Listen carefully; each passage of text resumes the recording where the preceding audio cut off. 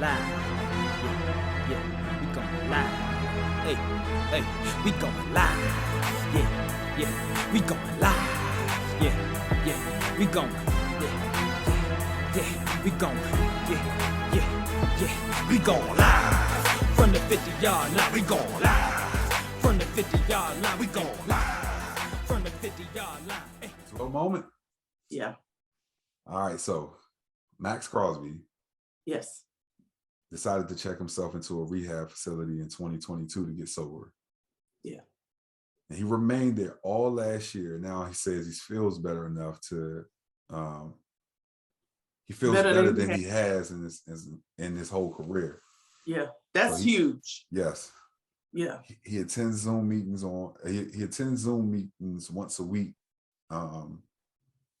with his teammate Darren Waller, who's also on those calls.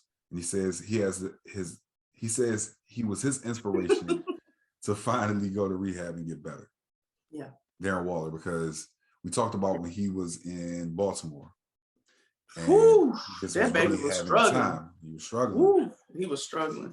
And ever since he's been with the Raiders out in first Oakland and now Las Vegas, he's been good. Because we talked about him and whether he would do okay going out to play for the Raiders. And I was worried, right? Like, but to hear that he took some steps that they left out of the story when he moved, like, you get what I'm saying? Yeah. So to hear that he is, he's in I guess they're probably in AA. Yeah. Or something of that, something like that, because it's alcohol for them. Right. And so when I saw this, I thought it was really cool. Maxx Crosby, and they both played with the same team. Yes. And so that, having that support right there, and even having the support of his teammates, period. Because Darren Waller going there, everybody knew his history, but they embraced him. And so that helped him to be okay. And so from what I heard, like the way that they talked about Maxx Crosby, said he watched Darren Waller, knowing that his story was what it was, and seeing him being in such good spirits and being in such a good space. And then he said, I want that. Yeah. I need that. And that was what inspired him to go and do what he did. And I commend them both. Yeah. Especially when it comes to alcohol. Like some substances, you need to not do them if you want to play sport, right? So it kind of forces your hands, so to speak. Not that that's your desire, but alcohol is one of those things you can drink all you want, right? It's not something that's outlawed. It's not a prohibited substance, is what I'm saying. Not that you should, but it's not a prohibited substance. And so, for them to make that decision that, no, I'm not going to allow this thing to rule my life, kudos to them. Take your power back. That's what I say. This is like taking your power back. And that's why he probably feels better than he has in a long time, because you're taking your power back. Not just that your body probably feels better, not being poisoned all the time, but you also are clear-headed and just probably seeing life differently and experiencing life differently. So this is, as a life coach, that's my thing. Full life satisfaction. Can you get there? And so this is great. Yeah. Shout out to him, Yes, love it. And I pray for your continued sobriety. Absolutely. I feel good for him that he's got Darren Waller right there. I feel like you made the decision not to play football to go take care of this, then it was your decision, right?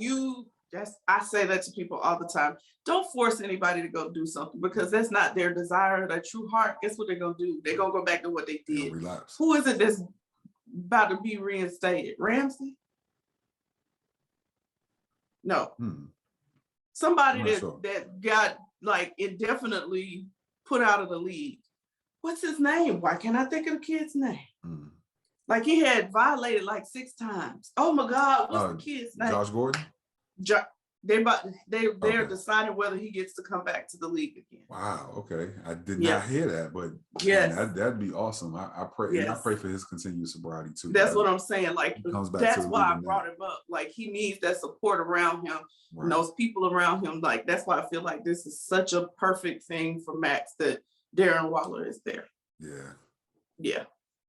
They can hold each other accountable, essentially. Right. Yeah. All right. Listen, you need a sober coach. I got you. Yeah. Josh. We gotta keep the Steph's life coach hashtag going. Oh God. I'm gonna keep posting that on. Oh my gosh. Because you know I would let that's the hand I feel with. Come on, Steph. Where you at, Steph? All right. All right. Feel good final thought? This is so dope. Oh man, I love this. Obviously. So dope. Obviously. So this is Black College Football Classic season now. Yeah. I'm not going to mention the Howard Hampton Classic that's going on in DC this weekend. I'm not going to do that because that you just did. You mean? Okay. Huh? No. I told you. I said I'm not going to mention it. I am not going to mention it. That you just did, but okay, go ahead. Did I mention it? Maybe. No, shout out to my the real HU. No, so the Southern Heritage Classic is going to feature two former All-Pro Hall of Fame, All-Star Hall of Fame players as head coaches in Deion Primetime Sanders and Eddie George. And so Jackson State University will be playing Tennessee State in this classic. And I don't care where I am, I will be watching this game, whether it be from my phone or from a TV. Oh my God. Wherever. But just to see this, like, just really, like, this embrace. So I wonder if any of my teammates remember this. And the only one who probably remembers is Cheese, Jesse Hayes. Lord, y'all on these names. Jesus. Yeah, I know. But back in, I believe it was 2002, Art Shell, who is an alum of University of Maryland Eastern Shore, coach for the Raiders, wanted to take the job at Howard University. And so that was the first I had heard of that level of coach. Yeah. Right. Wanting to be the head coach of a Black college. And then you start seeing like coaches who coached at these big Power 5 conferences coming in and being coaches at Black colleges. Some of them successful, some not so successful. Right. And that's a whole different story. But just to talk about like just how huge this is for somebody like Deion Sanders, like people prime time, to be the head coach of a Black college and to be actively trying to push Black college forward in the way that he has. And then to see other players. Yeah. That's the part, because Doug Williams was at a Black school. Right. He was a head coach at Grambling. Yes. But he didn't push. That's the part. Yeah. And he didn't and let's be honest, it's a different era. He did not have the influence in this and this. He didn't have a clout. Deion. He don't have a clout. He ain't had a clout, Deion had. Right. Even though he had clout for the time. It was no, certainly. He's the first Black quarterback to win a Super Bowl. Like that's I'm not saying that to diminish, anything that Doug, you know how I feel about Doug Williams. Of course I know. He was a DC. He played for Washington. DC or nothing. DC or nothing. I know. No, but so I love Doug Williams. And so that I'm not saying that as a kind of a disrespect thing to him, but Deion Sanders is Deion Sanders. You know what I'm saying? Like that's a whole nother level. That's the MJ, like, Right. No, really. Yeah.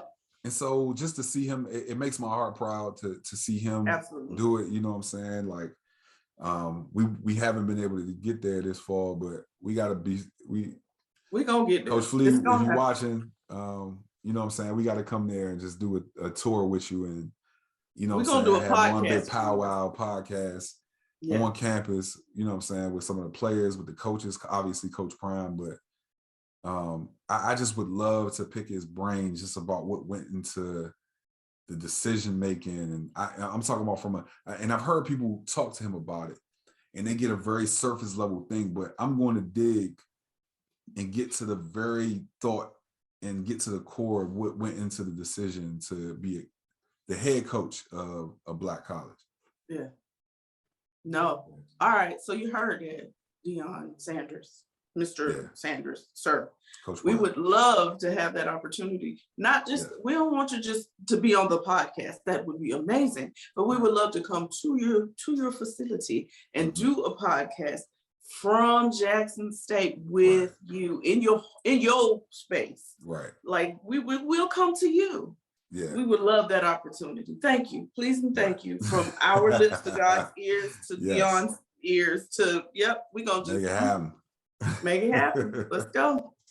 So yeah, but no, this is very dope. And I just, even Eddie George, like that, when he decided to go to Tennessee State, I was like, oh, this is so dope. Like Deion, I think what's really happened is it's going to be this huge swell of that's what's going to just happen. You're going to see a lot of, especially if they do well, like you're going to see a lot of that happening.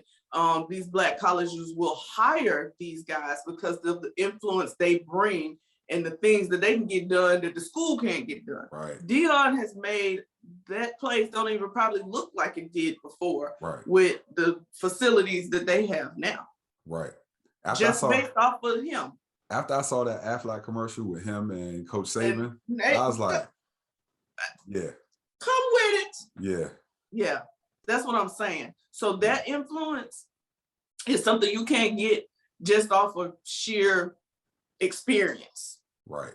Right? Because they're taking a chance. He's never coached before. Yeah. But what he can bring to the table is stuff y'all can't, like, that's the whole reason why I feel to the Real Project, because we know there are things that you as a HBCU just don't have resources for that we think we can bring to the table. So Deion, Eddie George, all these names that's probably coming along, that's what's going to be the trend. When they need to hire new coaches, they're going to hire people with not just the football knowledge, but the ability to bring forth what they need, the resources. Right. So I love this. I can't wait. I'm excited.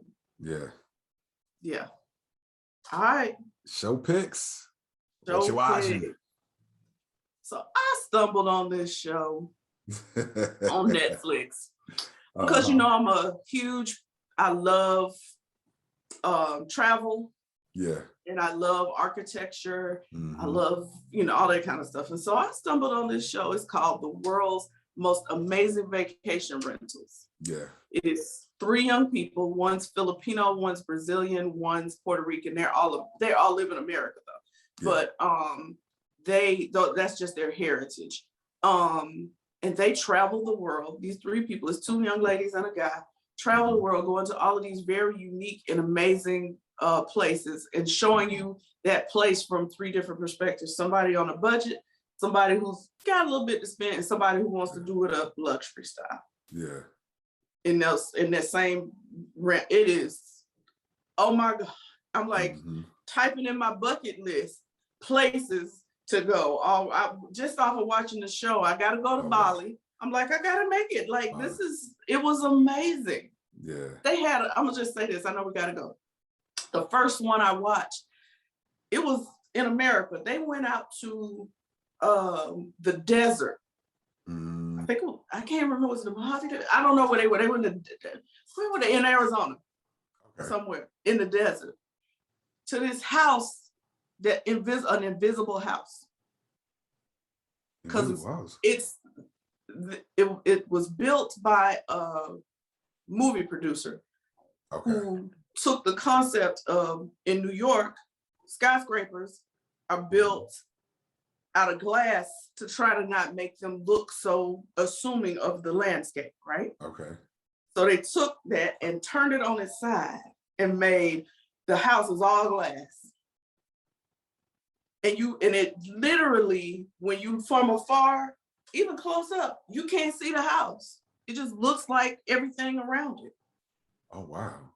It is, and then it's got a 30-foot pool in the middle of the house. What? Say what? And you can rent this place. Come on, see? Oh, yeah. Okay. Goals. That's all I'm I about to say. say. Goals. We gonna we gonna rent that place and have a podcast in there. That's what we gonna do. It had me hyped up. I said, "Oh, these are goals. So these places, okay, Lord, this is what I need." Yeah. That's something that sounds super cool to me. Oh my God, just Something go like watch that episode. I think it's the Yeah. first episode. Just watch it. Okay. It's the first house on the first episode. You don't even have to see any of the rest of them. It is fabulous. And the views just opened. It just, it's so gorgeous. Oh, Yeah. Please go watch it. Yeah, I definitely gotta watch that one. Because something like that is like super intriguing to me. Oh. All right. So I got two. Okay. The first one, Yes. Queen Sugar. Listen. Lord, I was so happy that they decided to release both seasons this year. Oh my God. I had to binge watch it at my mother's house. Yeah. For season 5. And now season 6, I have been watching it, and I just love this show. I remember when it first came out, and I remember like seeing it and seeing like just the dynamic of the show. And I was like, that's a show that I'm gonna watch. Ava DuVernay is a genius. Oh yeah, she is. She's a genius. Queen Ava. Yes. I've been watching it ever since. Yeah. Hooked. Yeah. Got it. Speaking of that, I haven't forgotten. I need to send, as a matter of fact, I'm gonna send it to you right now. But yeah, okay. Thank you. I've also been watching Wu-Tang and American Saga. I love that show. Okay. Like is it just about Wu-Tang? Yeah, it's just about Wu-Tang and about how the group was formed and about kind of the bond and how the relationships were built, the beefs, wow. Okay. It's a really good show. Okay. There are certain parts of it. That I guess are kind of made up for TV, and I guess the RZA is a interesting character. Well, RZA. Well, that makes sense. Okay. Yeah. Mm-hmm. And so the fact that he is executive producing this, and I'm sure he's had some creative license to kind of do some things he wanted to. Yes. Like he didn't just make it just a, biopic. Mm-hmm. It's kind of got some drama to it too. It has some drama. And I don't even know if all of it is like completely one-to-one factual. Yeah. But like just seeing their story and about how they came together is like just intriguing. And they certainly made sure that it had entertainment value. Right. And all of the guys do a great job of playing the characters that they play, because David mm-hmm. Brewster, who is he plays Method Man. Like I see him and I see Method Man. Method Man. Mm. Like I don't even see Davies. I see Method Man. And so they did a good job. Impressive. Yeah. But Ashton Saunders, I believe is how you pronounce it, as the RZA is phenomenal. Oh, I was talking about it last night about how his cadence, his sound, he has it down pat. Yeah. So that's awesome. It's just a really good show. You got to check it out. I'm actually. I know my brother-in-law, my best friend, her husband. Oh yes, I remember. Yes. Woo, that's the Wu-Tang fan of all fans. Okay, so I'm sure he's seen this, whatever it is. I mean, he's seen whatever it is because he is the Wu-Tang man. Okay, so yeah. Shout out to Marquez. Yeah, but all right. Well, we at the end. We are at the end of another one, episode 127. I almost said it just like you do. That's funny. What? I'm glad I stopped myself. Right. Why? Because typically, you got a more northern accent. And so when you say another, you don't say another, you say another one.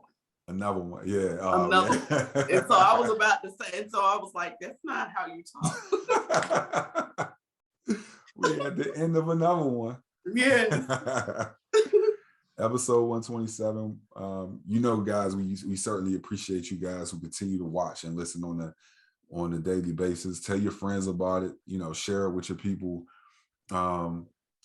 We are on every Friday starting at 4 p.m., but you can listen to them anytime you get ready to. Visually, we're out starting on Mondays at 8 o'clock PM. 8 o'clock p.m., excuse me. If ways for you to reach us, you can hit us at our email account, fieldthe2therealpodcast@gmail.com. Hit us up on Twitter or Instagram. Our Twitter is @fieldthe2therealp1. Our Instagram is @fieldthe2therealpodcast. Please go to our YouTube page. It's the Field to the Real Podcast, all spelled out, no numbers. Subscribe, share, like, comment, all that. And if you go to our Facebook page, you can always find out when we have a video that's about to come out. Yeah. Yeah. We love you guys. We appreciate you for listening. But we out. Peace. So you're not gonna do it? You did it last week, Steph. I got on a black shirt. I got on black today too. Oh wait, let's just try. No, just try. No, one time. Look, no, I got on a black shirt too. I will not be offending anybody today. Thank you very much. I'm good. Bye, y'all. Put the cameras on me, put the cameras on me, put the cameras on me, put the cameras on me, put the cameras on me, put the cameras on me, put the cameras on me, put the cameras on me.